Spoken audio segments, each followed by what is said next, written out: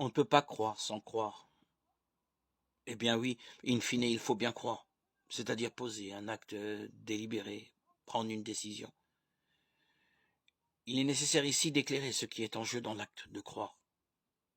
À ceux qui sont incroyants ou agnostiques, qui ne savent pas, ne peuvent ou ne veulent pas s'engager, il ne faut pas craindre de déclarer avec netteté que ce que nous annonçons relève effectivement d'un acte d'acquiescement, d'adhésion et finalement de confiance.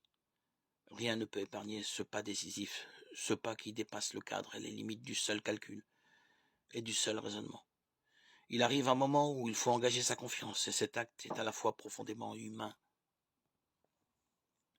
et humanisant. Ce que je dis là est vrai pour l'amour d'un autre humain, comme c'est vrai pour l'espoir en l'avenir, et plus généralement pour toute l'existence en société. Il n'est pas possible de s'en tirer si l'on ne consent jamais à faire confiance à rien ni à personne. Reste à le faire de manière fondée, lucide, choisie, responsable. J'affirme ici que la proposition chrétienne honore vraiment et l'appel que chacun ressent à vivre en confiance et la possibilité de rendre raison de son choix.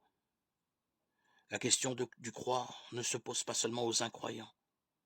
J'observe que certains absolutisent des formes religieuses conservatrices et intégrisantes dans l'espoir de confier à une instance autre qu'eux-mêmes la charge de croire.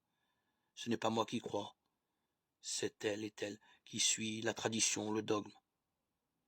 On ne peut être véritablement croyant se dispensant de l'acte de croire. La foi n'est pas un acte formel de soumission servile à tel ou tel énoncé dont la crédibilité serait garantie par des instances supérieures qui dispenseraient le croyant de toute décision et de tout engagement personnel. La foi ne peut être qu'un acquiescement qui met en jeu, en mouvement, toute ma personne, toute mon intelligence, toute ma capacité de questionnement, toute ma faculté de comprendre.